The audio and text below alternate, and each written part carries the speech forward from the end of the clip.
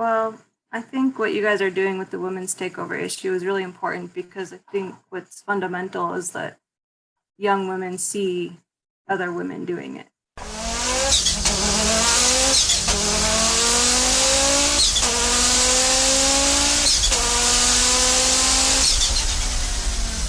Well, Montana, I am so thrilled to have you today. We're really looking forward to hearing a little bit about your background as it relates to how you got to where you are as a software engineer for integrated engineering, but also kind of your automotive interest. So to get started, how did you get into automotive as a hobby? Well, I kind of, let's see, it's not like a hobby after work kind of thing, but I did specifically choose to get into automotive technology once I graduated college. There's so many options, so many industries to go into with software engineering. And I've loved to drive since I was little and or young, I guess. And so I just wanted to go into automotive technology. I decided that's what I wanted to do. And then I saw this job posting and I took it. So that's kind of how it started. But when I was young, we would go to Canyonlands, like southern Utah, and we would go rock crawling and stuff. And Cool. I think when I was 12 years old, my aunt and uncle started teaching me how to drive. So that's kind of where that started. One time I got caught and this lady sent the park rangers after us because she knew I was too young to be driving. So I had to like hide in the back of the Jeep or the car while they were like searching for me. So yeah, that was pretty interesting start in automotive then. Yeah. So just like loving to drive and then getting into BMWs when I was 15, I kind of got really obsessed with BMWs and I would just get stacks of magazines and I was just, they were plastered all over my wall. Yeah, I was known as the girl that was obsessed with BMWs. And when I was 16, my best friend took me to like the local dealership and it was very emotional. Like I started crying, like it was pretty ridiculous. I don't know, like that love of cars kind of started young. So yeah, if I could choose my career, I wanted to be in something I loved. So that's why I still pick that. So you obviously love automotive, but you don't consider it a hobby. So what do you drive these days? I drive a BMW 340i GT. Nice. Do you do anything with that? Or I know I a little more focused on the Volkswagen Group stuff. So do you do any, modifications with it? And if so, what do you kind of do there? I'm probably going to start now that the warranties expired. That's a very mature thing to do. I don't think most people would say they do the same. It has a V58 engine, so it's highly tunable. So it sounds like there's a lot of potential there. So it should be fun. That's awesome. I love that. Well, good. I'm glad to hear it. So that makes sense then, at least for your automotive space. So you obviously came from a family that loved cars and then kind of gotten influenced by them and love the rock crawling stuff too. So obviously it made sense for you coming out of college. You wanted to kind of steer into automotive. So how then did you get into engineering? Because I mean, I hate even saying this, but it is obviously a more male dominated industry, and I love to see strong women coming up in these fields. So, for you, how did you get started? What pushed you to want to go that direction? Well, in high school, my aptitude test came back mechanical engineer as the top result. So I did consider that, but I also had a lot of interest when I was young. I think I did like art history for a while and like business. I just had so many interests. I couldn't really like focus in on one. And so, but eventually I did return to engineering. And there were some like life events that kind of made me think life is too short to like not be challenging yourself. So I went back to school and it was in like the math and science classes that I actually felt like this is what I love. Like I felt like at home kind of with just everything we were learning. Like I feel like that's how my brain works. So it just felt very comfortable and I just stuck with that. So that's awesome. Well, I'm glad. I don't feel like most people would get so lucky, right? I'm like you, I kind of bounced around until I was probably 20, maybe 18, 21, right? And I mean, it's like I was going to school for something entirely different than what I was doing outside of school. And so that's awesome. I like that you kind of figured that out early and were able to steer yourself that direction. Yeah. Well, to be fair, actually, it did take me like to my late 20s to figure that out. All right. Well, that's good. That doesn't make me feel so bad. I think sometimes you just got to get to know yourself. Like it just takes time sometimes. Yeah, absolutely. Yeah, I think most people think that leaving high school, they have to have it all figured out. And, you want to go to college, well, you better know what degree you're going to get, right? But Mhm. I think very seldom do people stick with that. So, and you kind of answered this, but if you don't mind elaborating a little more. So you were in college, you were getting your degree, and then you saw the posting for integrated engineering. How did that come up? I mean, were you getting ready to graduate, or were you graduating? How did that all kind of interconnect? I was getting ready to graduate, and I had been looking at jobs, and I just kind of been applying broadly to any posting out there, and I wasn't having a ton of luck, and I decided like I need to be more intentional about this. I need to actually sit down and think what I want my life to be like what I'm interested in. I want to do something that like fascinates me and that I'm passionate about. So I decided automotive, and then maybe 1 or 2 weeks later, I saw integrated engineering's ad, and I didn't actually know who they were, but I was reading through the job description. And I was like, oh my gosh, like I want this job so bad. And so I was thrilled when they reached out, and I went through the interview process and it all worked out. But yeah, that was really exciting actually to find that job after I'd made that decision. Because I feel like it's a pretty unique job. There, like I hit the jackpot kind of in that sense. Yeah, it's funny. I've definitely felt the same way when I landed my first automotive industry thing. And I think back to all my friends who were like, oh my gosh, I'd love to work in automotive. And it's one of those, if you can get in and hold a position like that, especially something in software engineering, which is so sought after, especially in the Audi Volkswagen aftermarket scene. I think that's fantastic and awesome. So Yeah, I agree. Very lucky.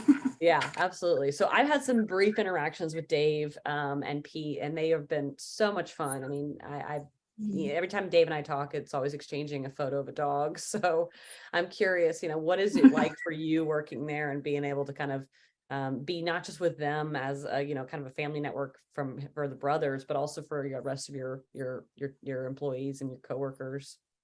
I do. I love my job. I will say that. I love going to work. I've never worked somewhere where everyone is so like passionate about what they do, that they love the product. It changes the work environment. Like people are happy to be there. Like they're joking around. It's fun. And I think Dave and Pete have done a really good job of keeping it that way. And I think I really respect the way they've kind of maintained that fun work environment. Kind of like but it's kind of like a family, right? Like you guys are all there, you're all passionate there, you all kind of are working towards the same goals, maybe not all Audi enthusiasts, but at least all German engineer enthusiasts. So that's awesome. Yeah, it's kind of intimidating being around so many enthusiasts because I feel like my knowledge is like so tiny right now compared to theirs. So it can be intimidating sometimes, but I think that when people are that passionate, they're working really hard and they're doing their best. And you can see that, and everyone's helping each other out to try and get and be the best. So Yeah, it's really absolutely. Yeah, I have a similar situation here with my boss. He is like a steel trap of everything that's ever existed for Audi and Porsche too. And it's like, I'll go to car shows with him for work. And one of the last ones we went to was I think it was Amelia Island Concours, which is like run by Haggerty now in Jacksonville, Florida, kind of like off the coast on Amelia Island.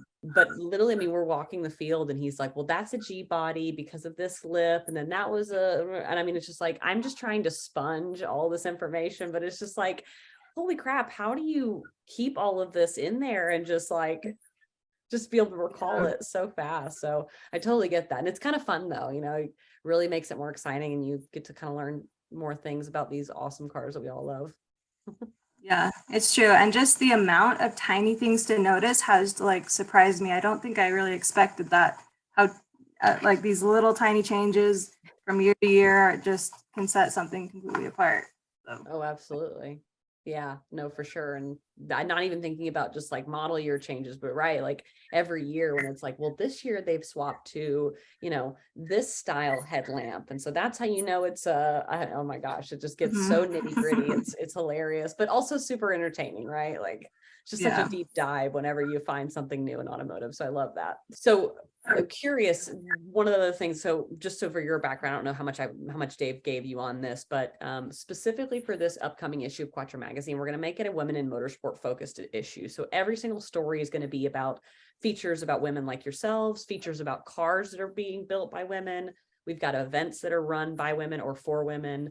And then we also have like design articles about women and things that they're doing. Like there's one specifically we're going to look at, which is this woman designs jewelry based on broken car parts. And so just really cool stuff that we're trying to look at. So one of the questions I did want to ask you, and I think I probably know the answer just hearing kind of what you said and the experience I had with Dave and Pete and my little interaction with them, but how does it feel being a woman in the integrated engineering team? I mean, I imagine there are other women on the team with you, but I imagine you might be one of the few in engineering. So what's that like, for you day to day? I don't really know how accurate of a response I can get. I know there's differences, maybe, but it's hard for me to answer that because I've never been a man in my position. So I don't really know 100% what the differences are. Like, I'm a quiet person by nature, so that also affects it. But I think that it's easy being a woman on a team of men. I've actually worked mostly with men for like 10 years because before this I did IT. Sometimes it's easy to fall into a role that people assign you or you assign yourself. I think in my early years I would do like the mother caretaking kind of role, and I've kind of like stopped doing that. Like, I mean, it's fun to like joke around and stuff, but like I think what I instead of like focusing on the differences between us, I feel like I kind of just focus on the work really and like doing a really good job. And because I really wanted our app to succeed. I think we are the best in the business, and I like want to do everything I can as part of our team to like show that. Yeah. So I think focusing on the work and what I'm there to do is kind of what I've done to like not focus on the differences, I guess, because if I focus too much on the differences, I can get caught up in like feeling too different, which isn't really productive for me. Yeah. I feel like. But it's like it's also important to like, I don't know, I know this is a woman's issue, and I know that like there are articles where women are leaving STEM for certain reasons, and like that's valid. But for me, I think what I'm doing is just focusing on the work and what I'm there to do. No, and I think that's awesome. And by the way, there's no wrong answers here. So I love that. I mean, like, I'm unnecessary info about me, but I always grew up with boys. I'm an only child, but everybody on my neighborhood was boys. So I've always been a tomboy. I've always been one of the guys. And I never really paid attention to the fact that I was one of the girls until I probably got older and boys started noticing girls. And then it was like, oh, okay, there is definitely something happening here. Yeah. But I feel you. I feel where you're coming from, because I think it's important that we stop trying to focus so much attention on, well, I'm a woman and therefore I'm, I like, oh, wow, I'm a woman in automotive. Like, well, why I want to achieve the same things as you as a man, but I don't want to be labeled the woman that's achieving them. Right. So I 100% hear you. And I definitely think that's an important, standpoint to come from, because I feel like I'm the same way. Right. Like we are just people. Right. I may have different biology than you, but you and I are both the same intelligence level or same, whatever it's going to be. And I should be critiqued the same way, and my work should be critiqued the same way. And I shouldn't be treated any differently because of that. And so I feel that. I think the question for more what I was trying to get was, do you feel like there's any differences? Do you feel ever like, you're treated differently because you're a woman, even if you're out here doing just as good of work as your male counterparts, do you ever feel like, oh, well, she's the girl on the team, right? And like, that's kind of the curiosity that I think most women run into is, am I being labeled or am I being pigeonholed because of, who I am? And I know there are some women that feel that way and some women that don't. So it sounds like, though, from your perspective, like you're not ever discriminated basically from your team because of that. And they all see you as, at least now in this new role at IE, right? Like they're not putting you in a mom box or whatever it is that would be a traditional gender role, right? So yeah, and it's almost like I put myself in that mom box, but totally get that. I do that too. still to this day. But yeah, my teammates are really great about that. I've never felt like excluded because I'm a woman or anything like that. I don't hear comments like I was worried about that. I'm not gonna lie, like when I started, because I didn't know what to expect. But everyone's been like very, very cool and inclusive, and they like I know I ask stupid questions. I know I do. But There's no at stupid least questions, only stupid answers. I'm a firm believer in yeah. that. But like everyone's very cool about it, and they even go above and beyond in explaining it. So um it's been pretty great. And yeah, I don't trying to think if there's no, I've actually like this role, like this situation has actually exceeded any of my expectations. So it's been pretty great. I love that. I gotta ask, do you think that's a Utah thing? This is like such a random question, but I gotta know, like, because I think about my experience in automotive, and I was definitely young, and inexperienced, right? I was coming in, pretty fresh in automotive. And so I do think I definitely went through some weirdness with some of my old careers, and that was hard, right? Feeling like, okay, I'm like the girl that everyone's making fun of for asking the stupid questions or not knowing things. And I love that you didn't go through that. And I love to hear that you guys have such a good culture that that's not part of that. And so I almost wonder, like, everyone I've met from Utah has just been super sweet and very respectful. And I almost wonder, like, is that a Utah thing? Like, is that just like part of the culture there, is to be, maybe a little bit more accepting than, I don't know, some other places in the world? It's hard to say because I've like really only lived in Utah. I don't know. We're pretty actually in Utah. I might have expected worse a little bit. I think we have worse statistics for even like women pay and stuff, and like equal pay. I think we have pretty terrible statistics for women in the workforce, even and stuff. And we're like, I don't know. Actually, I think it is individuals, and I think it might. Actually, I have no explanation for this. I have no idea. Like, I could speculate all day, but No, you're so good. That's all I'm doing is speculating. And I'm probably going to cut this out because it's so random, but I was just like, I had to know. I'm like, I wonder if that's a thing, but maybe it's just a Dave and Pete thing, right? Like, they seem like such genuine, good people that, if they're at the top and this is the culture they're representing for their employees, like, it's only natural that that continues to flow through everybody else. So I assume yeah. that's it. Yeah, and I think that when I first started, like I did notice people do keep each other in check a bit, and like not necessarily regarding this, but like, and it doesn't create a bad work, like anything bad or anything, but they'll just like talk back to each other if like, I don't know, I think people like are pretty careful about making sure that no one is that way, like too like, I don't want to say discriminatory, but like, you know what I mean? Like people Yeah. like want to stay cool with each other. Like I think that is part of the whole, we're there to like do something that everyone cares about. So I think that that kind of like regulates itself, which I was like kind of fascinated to see when I first started. I was like, oh, cool. Like that worked out. Yeah, no, absolutely. And I love that for you, because I think I want that to be the experience for everyone. Because I think, hearing you talk, you just seem so matter of fact and so confident. And no, I don't care that I'm a woman, and I don't care how they treat me. Like, my work's good. And I think part of that may just be who you are as a person. But I also think that you got such a great experience walking into IE and them being that way for you too, and like nurturing that environment.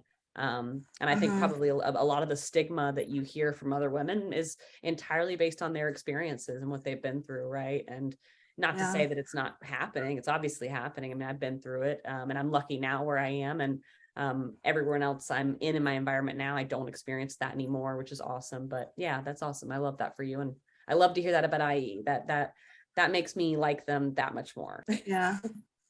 Yeah. I think that a certain obliviousness goes into it as well. Because sometimes I'm not paying attention. I'm not paying attention to like things that might hurt. Like, I'm not saying that, but even at other workplaces, I just don't pay attention to things that don't matter. Yeah. You're like, all right, let it roll off. Yeah. As much as you can, right? Like, sometimes it's impossible, but Yeah, no, for sure. No, it's sometimes it's worth standing up. Other times it's like, okay, whatever you have to tell yourself to make yourself feel better. yeah. Totally get that. So let me ask you, do you have other women in engineering with you guys at IE? Or are you the only one? I'm the only one right now. Well, hopefully we can stir up some more women in engineering for you. I hope so. You are a software engineer for IE. For those that might not know, for either our readers or people that are listening, what is that? What does that role actually look like, and what do you do day to day as a software engineer?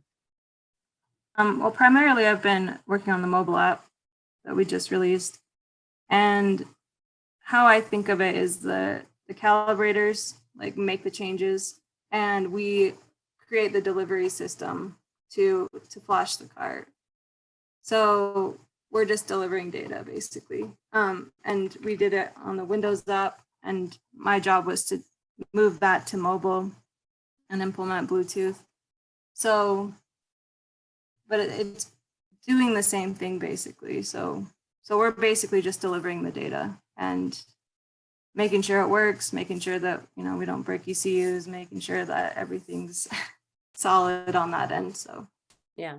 And you make it sound so easy, but I know it's definitely not. I mean, I've seen software departments and what they're doing with the ECUs, and just not even, delivering the information, but also figuring out what everything means and unencrypting it, and even encrypting your own files to make sure, what all the hard work you guys do there is proprietary. So yeah, you do a lot for sure. Yeah, that's definitely something my boss does more of, Damon, creating the protocols and everything. So that was kind of mostly already done, but as a software team, you guys are definitely doing. Yeah, that's definitely part of the whole. Yeah. No worries. I don't want you to sell yourself short. You literally, all of the tuners of the world, both in Audi, but also in BMWs and Toyotas and whoever else is out there modifying, right? Subarus, they would be nothing without software engineers, right? Calibrators are great and calibration's awesome, but you can't get any calibration if you don't actually know how to get into the ECU in the first place. And so that, like, you guys are the absolute, you're the foundation of what we get to enjoy in our vehicles every day. Yeah, that's true. Awesome. So this new mobile, so I know you guys already have an app. Is this new updates, or what is this going to be, like at home flashing, or? Well, we just released the app. We are updating it, and it is flashing. We released it, and it's able to flash and read codes, and has some live gauges. So now we'll be adding more features and moving forward, which is just going to keep getting better and better. Awesome. So you said you'll have live gauges, so you can look at temps and boost pressures and things like that from the app, or? Yeah, that's actually on there right now. So live gauges, flashing, reading and clearing codes. And then the next step is to do data logging with the live gauges. That'll be super cool. So with the data logging, that's going to go back to you guys and what be used kind of to help refine the overall software platform. Yeah, refine, troubleshoot, that sort of thing. That's all, and I'm assuming that's all just with a little mobile OBD reader you guys are going to sell with it. Yeah, right now we sell a PowerLink, and that connects to the OBD2 port, and then the app connects to it via Bluetooth. It's pretty cool. Future of aftermarket. Everything's from your house. Yeah, exactly. So now to go into my next question here. So what for you? I mean, I'm in the marketing side, so I've only been able to enjoy by like staring through the window what you guys get to do, and obviously being behind the wheel and getting to experience all the work you have done. But for you specifically, being in the driver's seat in software, what has been the most rewarding part about your role in the aftermarket advancement with integrated engineering? Being able to make like customers happy with the app, being able to flash on the go. And I've seen people have been waiting for it for a long time. So just being able to deliver that and have people really like it, that's been very rewarding. Yeah. It's funny. I just had a conversation with someone yesterday about, I sold my car over the weekend, and the guy asked me like, hey, can I change, can I do map changes? And I said, yeah, I mean, you could change it to different types of files, but you'll have to go to a dealer. And he was like, I think I'm going to change to a different provider because I want at-home flashing. So, I mean, that's definitely something everyone really desires. So I know that's a huge one for me, and relevant for all the people in the aftermarket to constantly be on the go and do make changes as needed. It's a very fun one. Yeah. Yeah. Very Um, convenient. Yeah, exactly. Absolutely. Yeah. And it's one, like, it's funny, like you don't really notice when like updates happen, but everyone notices when you get a new app. Like when you get the app and you're able to do it at home, that's something that like everyone gets to enjoy, even if maybe you don't use it, right? So you're Yeah. definitely involved in one of the more fun parts of the business. Yeah. Conversely, what's been the hardest part for you being either, at Integrated or just in general in the engineering aftermarket side of things? Well, I think as a company, maybe the hardest part has been like building everything from the ground up. Like we designed the PowerLink dongle, and like so the PCB design behind that, and like doing all the stuff on the server. So we kind of built all that out. So I think that's been the hardest, is taking something from start to finish. And then so that's like, as a company, one of the hardest things. And the mobile app was just an extension of that, is an extension of the Windows application. So it's probably been the most difficult part, is just seeing that all the way through from start to finish. Yeah, right. I mean, it's not like you have like previous files to go off of. Like you're totally creating that from the ground up by yourself, basically. Mhm. So thinking about your work stuff, do you have anything in the pipeline that's coming up other than, let me see how to have, okay, so here's what I want to ask. I want to ask you what's coming up for you. What's your next big project? But I'm also curious, is your main focus going to be looking at the app, or, kind of what's the future for you look like once your app is live? Right now it's kind of just focusing on the future of the app, but we are hiring a second developer. Ooh. So that's probably going to shift what I do depending on their skill set and their experience. So I think that's kind of like something we're still trying to figure out, but there's a long list of to-dos and it's all really exciting. So I don't know what exactly, I can't give you like a short answer, but I know it'll be fun, I guess. No, that's awesome. I just didn't know if there was like something you're really excited about that's coming up, or if your main focus is going to be keeping the app and working on, because I imagine that could be a constant project, right? I mean, constantly Yeah. adding new features or updating, software launches that come out, stuff like that, right? There are some things I'm excited about. I don't know if I could talk about them, but it does require like, learning new skill sets and like pushing myself and challenging myself, which that's what I'm striving to do. Yeah, I won't pry. wish I I could will be talk very about it. excited when I hear an announcement, though, right? You just send me an email with like a wink, and I'll know that was it. Oh, that's awesome. So going back to our main focus, right, which obviously is you, but you being a woman in automotive, something that hit me recently was I went to a women's and motorsports summit in a little tiny town, say outside of Seattle, Washington, where Dirtfish is located. And Dirtfish is a rally school, and they're awesome. And one of the lead, they've got women instructors. They've got, and I don't know her official title, but her name is Josie. And she basically is pretty instrumental in operations and kind of the overall direction of the organization. So she launched this Women in Motorsports Summit.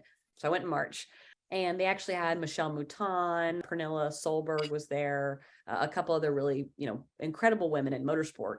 And one of the questions that got passed around was, being a woman in automotive, what has that been like for you with other women? And so I want to ask you that question, because what shocked me the most, but then also kind of light bulbed in the back of my head, was a lot of them answered the same thing. And that was, they felt not threatened's not the word, but they felt pulled down by other women. They felt as though they were always having to compete with other women rather than women bonding together and uplifting each other. It was very much like well, I'm going to be the only one, so I have to take you over. And I've definitely felt that myself, whereas I've also felt very connected with other women, and I felt a bond and a want for us to all achieve greatness. So I'm curious, from your perspective, have you seen it go either way more than the other for you? And do you have any examples or anything you'd like to reference with that? I haven't actually seen that a lot. Do you mean like my whole work history or like this job? Yeah, no, I guess I mean in general. I guess, well, I'm trying to think. It could go either way. Definitely not with this job. I would say maybe more focused on the engineering side, because I know this is like, this is your first foray into automotive, right? Like right out of your degree, automotive. Okay. So then maybe where I ask is in the engineering side, right? Because surely you had other women engineers that were going out for the same degree, or that you met during college, right? So was there ever any weirdness there where they were trying to, step up above you or set themselves apart from you in that way that felt like kind of discriminatory? Actually, there weren't very many women in my class. So I haven't really had that opportunity to I wouldn't say opportunity. That experience really, it just, because I was also working full time and going to school full time, and then COVID hit. So Oh yeah. There was like that year of just being at home. I have had it maybe in other jobs where people feel women that they have to prove themselves with information, with knowledge. So, and I don't really see it as a threat. I just wanted them to know that they don't have to prove themselves. Like you're enough. Just like you don't have to earn your place here, like generally speaking. I don't really subscribe to that kind of like thinking. I don't really feel like I have to prove myself to other people. It's mostly proving myself to me. Does that make sense? Is that No, okay. Totally. So I think maybe it's happened. Maybe people were trying to do that, but I don't think it's been blatant enough, like that I've really felt threatened. But I have heard of stories where this has happened very obviously, and then I'm like, oh yeah, that hasn't happened to me. So I don't know what kind of bubble I've been in. Like, I'm not like I'll probably experience it at some point, but I don't know. It's like, I don't know. I don't really compete that way, but I can see why people might do that because you're the only female and so much. It's almost like it's kind of like gatekeeping. Like there might be some gatekeeping, and it's a reaction to that, to having to prove yourself. But that doesn't really compute with me. Like I don't understand that gatekeeping. Like I just kind of let it go, and I just would want women to know that they're enough. Like you don't have to prove yourself. Like, so that's kind of, if I missed it, it might have been because of that, but I also don't think I was in that situation because I think I would have maybe known. Does that make, this feels like a terrible answer. No, you're so good. I love it. It was very organic. No, and I love the word gatekeeping because I think that's exactly what it is. It's very much like no, I'm already the woman here, in this bubble, right? Like, and you can't join me kind of thing. Whereas I think that's the exact opposite of what men do, right? Men, and I don't think men are, and I don't want to stereotype men, but I certainly don't think they think the way we do when it comes to the mother, and that's a terrible word, but I think it's a great example of this. Like women kind of have that nurturing side and they want to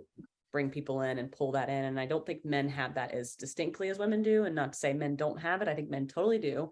But they don't, it's not an inherent trait for men. Right. And so when I see an automotive, is very much like men nurturing other men, like, hey, you're cool, like come into my bubble, you're doing really well, like follow me up to the top, or you go up ahead of me, or whatever it may be. And it's very Mhm. much like they don't feel the need to gatekeep each other. Whereas Yeah. that's exactly what the word is. And it's definitely gatekeeping. So yeah, I'm glad you haven't been through that though. That's awesome. Or at least you haven't noticed it, even better, right? Like, and I think Yeah. that sets a great example of like some girls trying to gatekeep you and you're just like, don't even, doesn't even phase you, right? Because that's the attitude we should all have, right? I don't want to have to fight you about you gatekeeping, or I don't want to have to feel bad that you're gatekeeping me, right? I should just keep on doing what I'm doing and not let it bother me. So I love that. And I think most women could prescribe to that as well, and feel a little better about, maybe something they might be going through that's stressing them out. Yeah, I think there's also some compassion that goes into that, because when people are trying to prove themselves, I think it's because they don't feel like they're enough. So like some compassion can help that too. Not like a pity compassion, but like a, No, I get. yeah. Absolutely. Yeah. Compassion even towards yourself, right? I love what you said earlier, which was, I'm just trying to prove myself for me. And I think that's something that I would hazard a guess that maybe more people than not are trying to prove themselves to convince somebody else that they're worthy so that they feel worth, right? And Yeah. I've definitely been in that position where I've wanted somebody else's approval to feel like I was good enough. And as you get older, you're like, well, that's not really what matters, right? Am I satisfied? Am I fulfilled? So I love that you said that. And I think that's such a real thing that more often than not, people don't realize that is happening around them. So Yeah, I mean, I have to revisit my answer when if this ever does happen to me. All right, let's see if we can like put our words to use, like into action. Yeah, Yes, actually, exactly. you think so. Oh, for sure. Yeah. The day you have to actually, hopefully you never go through it. I hope that we're starting a movement and women stop gatekeeping. I think that's like the Gen Zers of the world have really put a kibosh on that. So Yeah. I'm hoping that continues. So hopefully you don't have to go through that. But if you do, then yes, stand up for yourself, use your words and be like, all right, we're not gatekeeping. Like we can both be successful women in this field or whatever it is that's happening. And there's no reason for us to fight each other. One of the things that came up at the Women's and Motorsports Summit was it's kind of like a pyramid, right? And this is any industry, but thinking about automotive specifically, and the really incredible women in racing end up at the top, but the top is like one or two girls. Whereas when it comes to men, I mean, you're looking at hundreds and thousands of men that are at that top little bracket. And that's because the bottom of the pyramid is so much larger. And that's one thing we need to work on as women. And that's where the gatekeeping comes in, is the more we gatekeep, the smaller that pyramid is and the less women can actually get to the top. Whereas if we're really bolstering those bottom levels, then the better drivers or the better engineers or the better marketers or the better event coordinators or whatever it may be, those people will strive to the top. And I think that's what we need to be doing, is less gatekeeping, more working together and realizing that there's a place in the pyramid for everybody. And it's okay if you're not there at the very top, right? Like as long as you're part of the system and you're helping to uplift other women, I think that's awesome. So Yeah, and even when you challenge one another, it's all part of making everything better. Like we're all trying to make something more fun and better than it was. And so keeping that in mind, I think can maybe dissolve some of that gatekeeping, is that there is a goal and it's to like better ourselves and better the industry. yeah, absolutely. Better the overall experience. So my next question was, how do you think your success is encouraging other women to step up and join these fields? When I say these fields, I say engineering kind of just like very broad, right? Because I think engineering goes so many ways: software, hardware, mechanical, electrical, right? There's so many different pieces to engineering that fall into automotive. So as a whole, do you think about that? And do you think women are paying attention to you, or should be, or, how does that kind of come back to you as Montana, the person? And how does that make you feel? Well, I think what you guys are doing with the women's takeover issue is really important, because I think what's fundamental is that young women see other women doing it. That was really important to me growing up. I had my role models, but there has to be a way for people to discover what people are doing. So I think what you guys are doing is part of that and is important. As far as me personally, though, I would hope that, like, if anything, is that maybe people take away that don't let other people stop you from doing what you want to do. Like, don't let other people tell you what you are capable of or what you're not. Like, that sounds like so cliche, but it's true. Like, you only owe an explanation to yourself, and life is short, and you should do something that's interesting and fun and challenges you. And I mean, that's just what I think. But if engineering is what you want to do or anything else, just don't.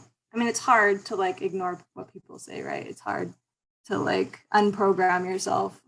There's a lot of social conditioning, but follow what makes you happy, I guess, is kind of what I would hope people would take away. Like, no, like, yeah, that's what's important. No, and I think that's exactly what you're doing, right? You didn't, and you've embodied it this entire interview with me, right? Like, you aren't paying attention to the buzz, right? Whatever's going on in the background, the white noise, right? Like, that's not what's important to you. And you recognize that what you're doing out here in this field is incredibly important for you, right? It's not about the image you're portraying or, you know, who you're making feel good. It's like, this is about me and my experience as a person. And I think that's important. And I hope that when women look at you and they see, like, you know, hey, I can be an engineer, I can do this. You know, they think like, okay, why am I in my own head about this? Why am I letting the buzz get to me? So I think that's really important. Even if it's not something you're focused on, it's certainly a narrative that's out there that women need to listen to their own drummer. Yeah, and they're like, those feelings are valid. Like, I've had to wrestle with a lot of things, and think them through and figure out, okay, why is this triggering me so badly? Like, and follow it through. Like, it's not like it's easy all the time. Like, you do learn things about yourself, but that's with anything in life, really. If you're like really mindful and paying attention, like, you do have to go through painful experiences sometimes to grow and to like figure out like who you are and who you want to be. So I don't know. It's just all, I think it's all part of life, really. It's kind of how life has been for me. Figuring out like, okay, why am I triggered? Why is this making me so angry? That's definitely the engineering side of your brain for sure. My before I got into marketing and everything I do with my work now, I wanted to be a psychologist, and that was like, for me, it was very much like, okay, what happened to me that makes me want to be frustrated here or angry here, right? And I loved kind of unpeeling that side of myself. So I think it's awesome. Maybe I should have been in engineering. Not very good with math though, so I probably would have been. It would not have been good for me. Well, you can always take it on at any point. There we go. Okay, cool. Can I intern with you? Just let me know how I'm doing. Yeah, sounds fun. Perfect. I love it. So you mentioned something, and I actually wanted to ask you this too. Your personal heroes, you know, or who are those people and why? Probably when I was younger, it was like Mia Hamm, Granny Chastain. Like, I was super obsessed with soccer for basically all of my youth up until college age.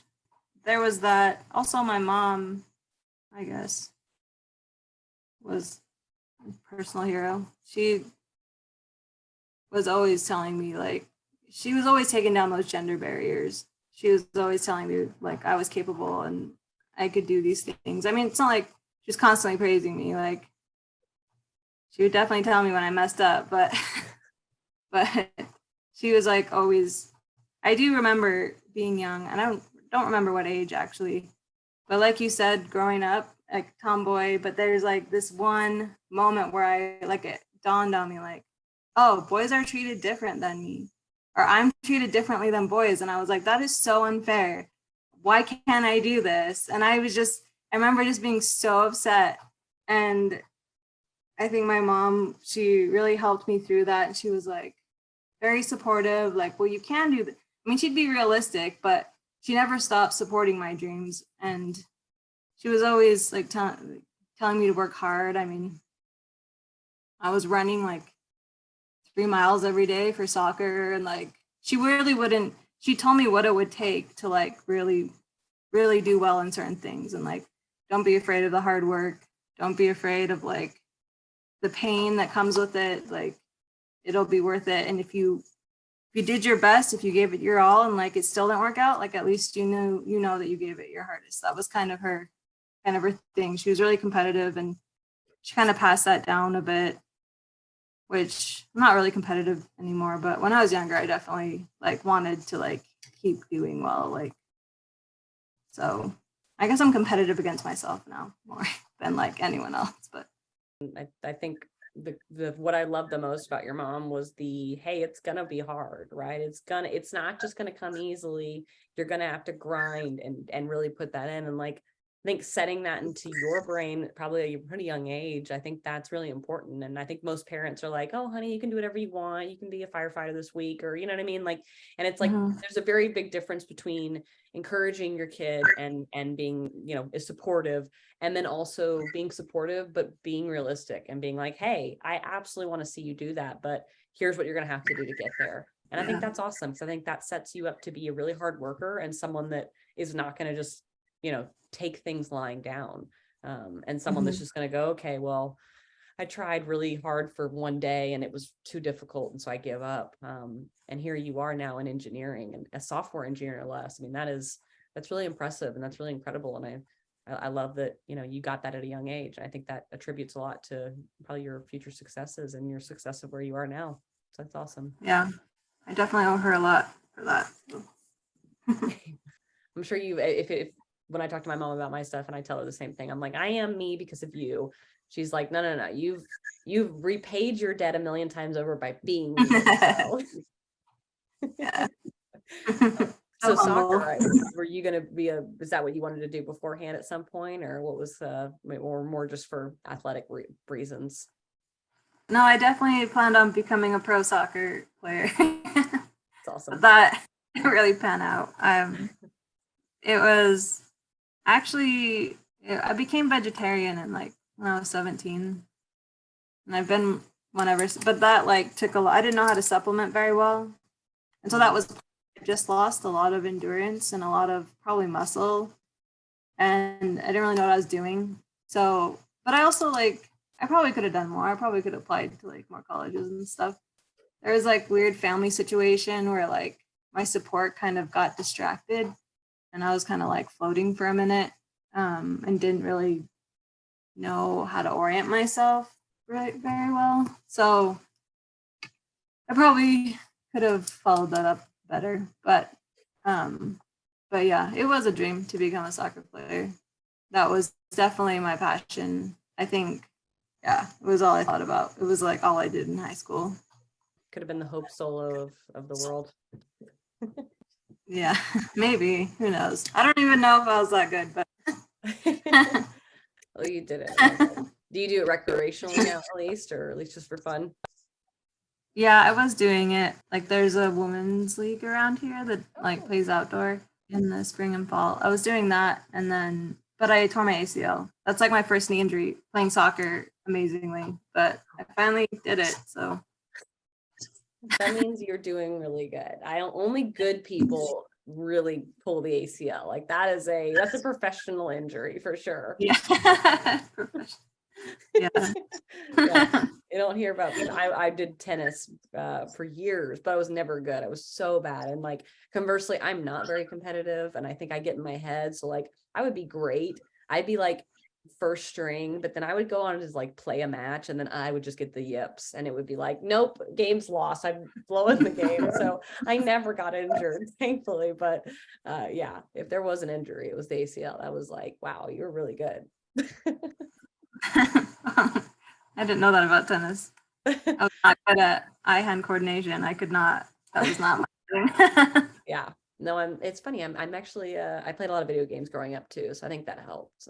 Still do now, Yeah. actually. So I'm at least good with hand-eye coordination, but definitely have the yips. Like, I am not the one to put on a center stage and be like, okay, everyone's going to watch you. And by everyone, I mean like your parents, and then you're going to have to win. Like, no, it's so bad. So I need to Yeah. join a rec league is what I get need to do. Going back to your earlier, we were talking about kind of what do you think, how do you think other women look at you as someone that may be encouraging? If you were your younger self right now and looking at where you are now, how do you think that would make you feel? Like, do you think, and not knowing it was you maybe, but knowing that it was someone like yourself, do you think that would influence you and how you went into engineering, or at least influence, what you wanted to do and how hard you wanted to get somewhere that might be considered quote unquote, not for you, or not something a woman should be doing, for example? It probably would have. I think representation matters, and just seeing women in certain roles, I think even if at that moment you're not like, oh, I want to do that, at least you know it's an option. At least you know, like, oh, I could be in this space. Like, other women have done it. Even if you're not like consciously thinking those things, like, it's still there, like it exists, and you know that it's not a big deal. So yeah. Yes, that barrier's already been broken by somebody else, at least. Yeah, the barrier's been broken, and like the options are out there. I don't know how else to say that, but Yeah, no, I think that's fair. I think it's totally fair, right? Like, I certainly, so that women in motorsport thing I did, the second day was a rally training day. And so we got to drive rear-wheel drive cars with an instructor through a bunch of different courses, right? We did slaloms and just 90-degree hairpin turns, all kinds of stuff. It was so much fun. And I remember leaving there being like, and especially being like listening to Michelle Mouton the day before that, I remember leaving there and being like, okay, I'm going to sell my car. I'm going to buy a B5. I already actually have a lead on one that I'm like ready. As soon as my car sells, I think I'm going to buy it. And I'm like, I'm going to start a rally. I'm going to start rallying. And I like SCCA near me has 2 chapters that do 2 different rally courses that are like, they're like a solid 3 hours from where I live. But I'm like, I had so much fun, and like listening to these women, and everyone kept asking the same question, like, how do you get into this? If I'm a woman and I want to get into racing, how do I do it? They're like, just get out there. Like, there's nothing special about this. Yes, racing is expensive and you do need money or sponsorship or, parts or whatever you need. But like, when it comes to actually doing whatever it is, whether it's racing, whether it's wrenching, whether it's being an engineer or software or hardware, mechanical, whatever you are, like, it's all about just getting that toe in and just starting. And there's really no special sauce. And like, these people, they almost even said like, we're not special. Like, we're not special because we are doing this. I mean, yes, we're really good at it, but we also put in our 10,000 hours, right? We've put in the hard work to get where we are, and we had the resources that we built for ourselves to do it. So I think that's kind of awesome. So yeah, so part of that is just like seeing, okay, these women have already done it, and it's very easily attainable for other people. But going kind of back to what your mom said, like, it does take the hard work, right? It's not going to come naturally. You can't just like, call someone and go, hey, I want to start this. And they're like, okay, cool, come on in. You're immediately right to the top, right? Like, you have to get your blood, sweat, and tears into it to do it, and to do it well. Yeah. So I think being able to see Yeah. someone like yourself in that, I think that's awesome. And I love it. I'm like, I think it's killer. In our, the old company I used to work for, there was one woman in software, but she wasn't technically an engineer. She was more of a PM for the engineers, and she had such a great camaraderie with them that I didn't experience, being outside of that. I had my marketing team, and we were kind of always a little separated in that way. But I think that's, seeing her made it a little bit more real. Like, okay, like, this is not just the boys club that like women can't get into. So I think that's important. Yeah. Yeah. It's important. I think a lot of those barriers, like, if you focus on, like, at least for soccer, when I first saw people playing it, I was like, I want to do that. And I don't think anyone could have stopped me from doing that. Of course, I was young, and like, you don't really see walls like that when you're young. But I think Right. when you focus on the passion, like what it is that you are so fascinated with, or like just focusing on what you want to do, all the other stuff kind of fades into the background, and it's like easier, like the fear kind of goes away, and you just focus on that, and whatever you have to do it kind of seems easier because you're focusing on like the goal, focusing on that passion, and it will drive you. Absolutely. And if you're sticking with it and you're following that, like it will come. And that's, I think that's important to remember for people is just stop getting in your own head. Yeah. I will say too, to be fair, not everything is passion driven. Like Totally. sometimes even there are things that you still have to do that like you're not real excited about. But yeah. No, Learning to like quiet the fears helps. Yeah, exactly. Knowing that the end goal is the passion side. That's just got to keep that set of mind. Yeah. Yeah. Well, awesome. Anything else you want to touch on? And just going back to you, Montana, like, is there anything else like you want to plug while I've got you recorded, and maybe something we didn't talk on last time or something you want to touch on? No. Well, you're doing great. I appreciate you. And I know I'm like totally putting you out there too. And I'm like, all right, we're doing this. So I appreciate you letting me like wrangle you along. Hey, it takes two. We're gonna do this together. All right, good. As long as you're consenting and I'm not forcing this entirely down your throat. No, this is good. This is good for me. I need this sort of push sometimes. Good, exactly. Yes. And now more people are going to know about you, and that'll be awesome. So I love that. Well, let me ask, I mean, I do want to link your socials if you care, if you want people to follow you, if you've got like public Instagram or YouTube or whatever you've got going on that you'd be interested people share. I definitely want to get those plugged for you. So I'd love those links. But as far as, just you as Montana, a software engineer of integrated engineering, what do you want to tell our readers, our viewers, our listeners? Is there anything in particular that you want to be a core takeaway from today, or maybe something I didn't cover that you want to tell them about? I like being part of this industry. There's so much like passion and like enjoyment. Like I really like the community. I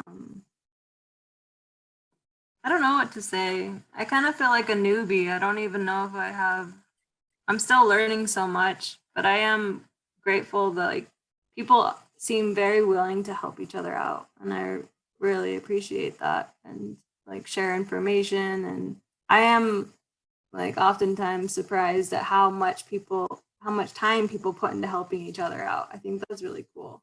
I really like that aspect of this community.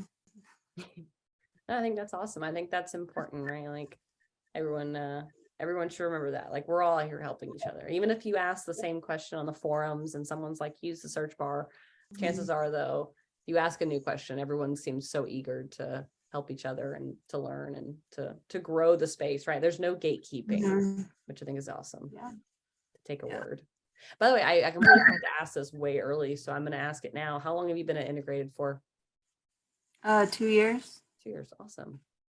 I unfortunately do not have anything else for you today, so I sincerely appreciate your time, and I know everyone's going to love to hear this and read this story, and I look forward to hopefully getting you some stuff to look at, and maybe we'll get to do this again soon, or even better, hopefully I get to actually meet you in person. Do you travel with any of the events they do, or are you basically based at a home base? Sometimes I go to car shows.